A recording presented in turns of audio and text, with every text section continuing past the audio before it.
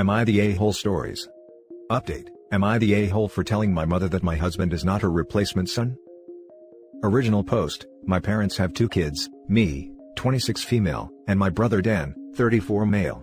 Dan had a rough time growing up and frankly, my parents failed him. As a teenager, he struggled with severe addiction and mental illness, and they did almost nothing to help him. By the time he was done with college, he had completely cut off my parents. To this day, Dan and my parents are still estranged. I, on the other hand, still speak to my brother regularly. My parents, especially my mom, take every chance they can get to mourn the loss of their son, and act as though my brother wronged them by leaving. Dan has told me he wouldn't mind reconnecting with them, but only if they reach out and apologize first. I've encouraged my parents to do this, but they insist that he betrayed them. I got married early last year to my husband Jeff. We have a happy marriage and he is adored by all my friends and family, but I feel like my parents have been crossing some boundaries. For example, whenever we've gone to visit them, they insist that he sleep in Dan's room, saying that their son, my husband, has come home and should sleep in his rightful bedroom. Before the pandemic, my dad would take Jeff out to sporting events, and introduce him as his only son. Most of the pictures of my brother in my childhood home, have been replaced by pictures of my parents with Jeff.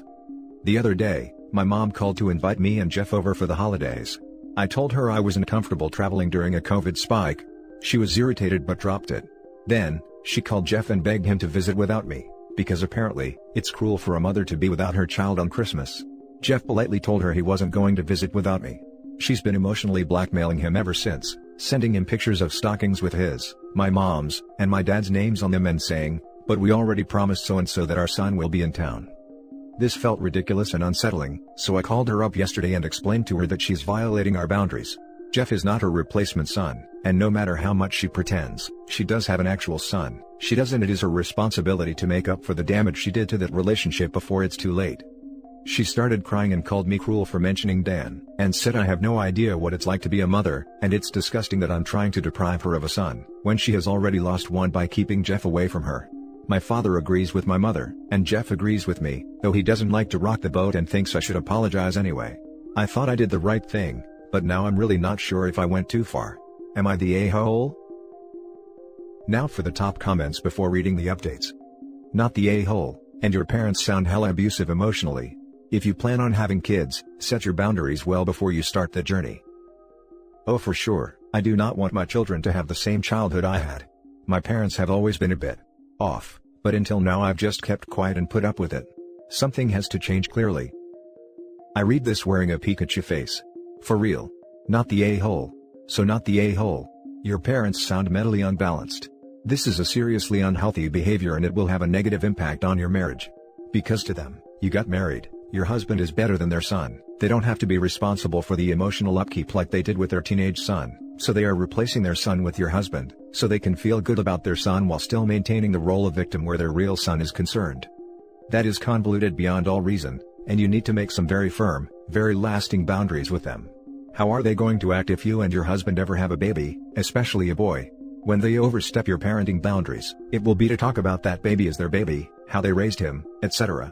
I'm definitely extrapolating here, but it isn't exactly a reach to think they will not only continue this behavior but escalate it. Thank God, the way my parents were talking to me, I thought I was crazy for finding their behavior disturbing. I think you're so right about potential kids. I know that even now I'm not really comfortable being around my parents, so there's no way they're seeing me without defined boundaries, much less any children I may have. Not the a-hole. Your parents have a few screws loose and need therapy. It's time for Jeff to set some boundaries, like them telling everyone he is their son. He is not their son, Jeff is a son-in-law. That's a good point. Jeff and I are very much on the same page about boundaries, but my parents also need to know that he agrees with me. I could easily imagine them claiming I'm holding my husband captive against his will or something. Edit. Thank you all for the support and advice. I appreciate it so much. I haven't been able to sleep, so I've been reading every comment. I don't know if I have the emotional energy to post in just normal yet, but I'm reading a lot of what's posted there and already feel less alone. My tentative plan is to arrange for me and Jeff to get individual therapy and maybe couples therapy later on. We are going no contact with my parents for a while. I'm also planning to invite Dan to stay with us over the holidays. I have a lot to make up for, and I want to spend as much time as I can with him and let him know he's loved. Also, in response to the people pointing out the gross incestuous implications behind this, with the way my parents talk about me and my husband, most people who didn't know me growing up, assume that I'm their daughter-in-law and Jeff is their son. until one of us corrects them. And now for the update. I posted several weeks ago about a situation in which I felt that my parents were trying to replace my brother, Dan, with my husband, Jeff. I wanted to first express my gratitude for everyone who commented and messaged me. I was raised in an unhealthy environment, and as such, I was very out of touch with what normal family dynamics and boundaries look like. The support, the resource recommendations, and the respectful criticisms have all been invaluable to me as I've begun to confront what I've avoided for a long time. People have messaged me asking for an update. Well, I'm happy to share good news. My husband and I went no contact with my parents as many of you suggested. We have also both started going to therapy. We have only had 3 sessions each, but I can definitely say it has been a total relief to process things that I have been bottling up my entire life. I already feel like I can understand myself and the cluster F I grew up in significantly better. Kinda kicking myself for not trying it sooner. Jeff has felt the same way with his sessions from what he's told me. Under professional advisement, we are holding off on couples therapy until we do a few more individual sessions, but we hope to start in the near future. Now for the main good news, my brother Dan is spending the holidays with us. After taking health precautions, he drove up last week and is staying with us past New Year's. Having Dan around has been incredibly special for me and Jeff. Dan and I have been making up for so much lost time, and I've never seen him smile so much, and it warms my heart. I did tell him about the situation with our parents and Jeff before he came. It was hard to hear, but Dan has a really strong support system and seems to be processing it in a healthy way. He's coming up on 7 years sober now. I was finally able to apologize to him for not stepping up as a better sister earlier in his life, and enabling our parents' mistreatment. He said he doesn't blame me, but I still want to show him through my actions, that I will always be there. My parents have been pretty much losing their minds this entire time, especially when they found out Dan is with us. As a people pleaser, I'm proud of myself for being firm in maintaining my boundaries. Right now, my heart is filled with more love and joy than it has been in a long time. I know life won't always be like this, but my brother is safe and healthy and happy and knows he is loved, and that is everything to me. I am sincerely appreciating what I have. Anyway, happy holidays everyone. Thank you again for your help. Much love to all of you. Now for some comments. Yay! Merry Christmas. Enjoy the peace of going no contact with toxic family, and the joy of being with people you love and who love you. Thank you so much. Merry Christmas to you too. Holy crap. I've just looked at your other post and yeah, definitely not the a-hole. Your parents sound creepy as hell. Sorry, but that's not normal. Anyway, good for you guys for finally turning things around. Stand your ground with this, and Merry Christmas to you, your husband, and your bro. I don't have much to tell. But 7 years sober, that an achievement itself. Give him a hug from an internet stranger. Love to your family and Merry Christmas. It is a huge accomplishment. I will definitely pass your hug on, it'll mean a lot to him. Merry Christmas. This is a great update. Glad to know that you are getting a chance to heal. Thanks, I feel like I've unlocked a new level of life, haha. Now for the next story. Am I the a-hole for telling my ex-wife I don't want her to come to Christmas dinner? Basically, earlier on this year, she, 37 female, came out as a lesbian to me, 37 male, and we divorced after being together 11 years. It really sucked, and even though we've remained sort of friends because we share our dog together who's 10, I do find it hard. Because she's been in my life for so long, she's remained on good terms with my family, especially my folks who see her as a daughter-in-law still. If we were still together, we'd have spent Christmas together with my parents, but as we're not, I was just planning to spend it with them on my own.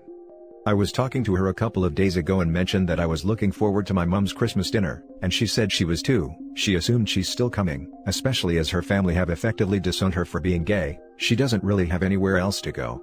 My mom told her when we split up, she's still welcome there anytime, especially Christmas.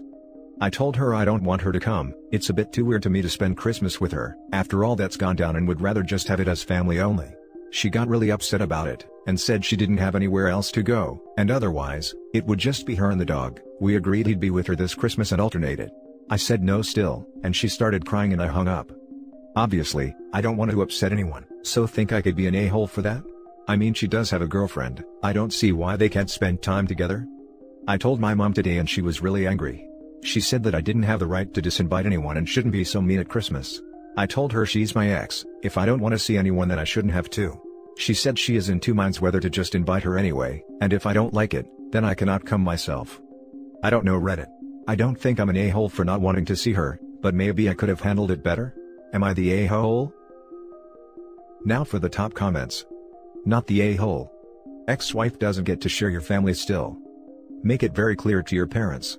They are welcome to invite her, but if you show up and she's there, you're leaving and not doing anything with them over the holidays. This. Not the a-hole.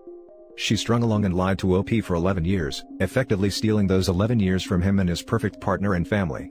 And after that, she still has the audacity to appear in the family events. Despite having a girlfriend now? I am sorry that OP does not get support from his parents.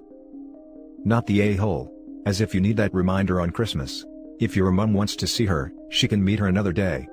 Super weird of your ex to assume she can still come, considering she already has a new partner. Maybe she wants to bring her to WTF. She did not assume, the mom invited her. Dude, not the a-hole, and it's time for you to consider whether you've only been divorced by your wife. That is so harsh of your family and so thoughtless of your wife. I feel for you. OP's family has essentially chosen his ex over him. Mom made it clear she was inviting ex no matter what, and that if he didn't like it, he could not come. It's crazy how everyone is trying to act like things are peachy and normal at the expense of OP. It's like no one is really considering his feelings at all. His world has recently been twisted around and he's seemingly expected to act like things are perfectly fine. Edit. So I've made a decision and rang my mom about it. I'm not going. She's told me she's re-invited my ex anyway, so I've said to avoid being awkward, I won't go myself and she can go. My mom practically begged me to reconsider, but I said it's my decision. I've also told my ex that if she's going there, I'm having the dog this Christmas so I'm not on my own Christmas day. She also tried to get me to reconsider, but I'm ignoring it now. Further edit. I asked her when I just spoke to her about spending it with her girlfriend. Apparently, she's currently self-isolating, so she can't see her. Now for the last story. Am I the a-hole for naming my newborn son after my deceased son? For purposes of this, let's just say the name is Eric. My ex-wife, 46, and I, 49, were college sweethearts. We have 2 daughters 19 and 17. We then tried on and off throughout our 30s to have more kids, but my wife kept failing to get pregnant and finally suffered a miscarriage at 39. When we had come to terms with the fact that my younger daughter would be our last kid, my ex-wife got pregnant and at 44 had our son. We named him Eric after a close college friend, and I was happiest I think I've ever been up to that point. I told everybody about our miracle baby, took a million pictures, and even planned to go back into the long hours of investment banking from the startup I was working at, so I could make more money for his future. However, 4 months later, our son died of sudden infant death syndrome. I was devastated, but my ex-wife was even worse. She turned into a zombie, got on heavy psychiatric medication, and refused to show me any sort of physical affection. She screamed at me whenever I came home from doing something normal, and kept feeling the need to remind me that I had daughters too. I couldn't take being at home with her negativity, so I threw myself into networking, got back into investment banking, and started working long hours. At work, I met an analyst who also just started there. When I realized my ex-wife and I were just strangers living in the same house, I decided to be brave and tell her that this wasn't going to work anymore and filed for divorce. The analyst and I started dating, and we fell in love quickly and got married. I have 50-50 custody, and even though both my daughters are extremely cold to my new wife, she always tries her best with them and tries to give them advice as a non-judgmental relative, and I appreciate that. After trying for under a month, she got pregnant. I don't know what got into both of us, but we were extremely jittery about finding out the gender. However, eventually 7 months in, we gave in and found out we were having a boy, but her parents wanted it to be a surprise so we kept it from everyone.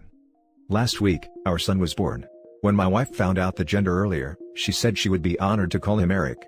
I shrugged at the time, but I knew there would be no better name. However, the first time my younger daughter saw the baby, she jolted up when I told him this was Eric, and she screamed, "How could you?" and walked out. My ex-wife rarely calls, but I woke up and saw 5 missed calls from her. When I call back, she starts screaming that Eric was our name, and it had significance because we decided Eric would be our first choice boy name, because it was the name of a friend we made in college. My older daughter also heard and said she could not deal with this, and has refused to come see me and quite vehemently expressed her dislike for my wife for being okay with it. Am I the a-hole? Now for the top comments. You're the a-hole. You're an a-hole to your ex-wife, your daughters, and both your sons. You named your son after his deceased half-brother. How do you think he will feel when he finds that out? He is basically Eric 2.0. How do you think your daughters will feel, having to hear and say his name all the time? Constantly reminding them of their dead brother? Jesus, man. Just Jesus. Edit. Got once people start to explain the timeline, this got so much worse and you became so much more the a-hole. Add in that he married a woman half his age. 6 months after his first son's death, and started trying for the new baby within the next month with his 24-year-old mistress, who would have been 23 at the time, and also divorce isn't likely finalized that fast, if you see the math with the ages and timing that he gives. You're the a-hole. You can't erase one sibling from their life by naming the other Eric. I know it feels good to think you have a second chance. But you are hurting your daughters, your ex-wife, and acting selfishly. The way you describe your wife being a zombie, seems almost like you blame her for being depressed about losing a child. And you seem excited your younger wife can get pregnant so soon and it was a boy. It's nice that you are excited, but you owe your children an apology and maybe ask them for help renaming the baby. How could you say such a thing? Didn't you read the bit where he was so brave and abandoned his sick wife and 2 daughters, to flee to the bed of his young lover and start replacing his old family with a new better one? You're the a-hole. I'm about to nominate this for biggest a-hole of the year. Do you not realize how messed up this is? You name your kids after parents/grandparents/aunts and uncles, not their deceased sibling. And that's it for this video guys. If you have thoughts to share, leave a comment below. Don't forget to hit like and subscribe if you like this content. I'll catch you in the next one.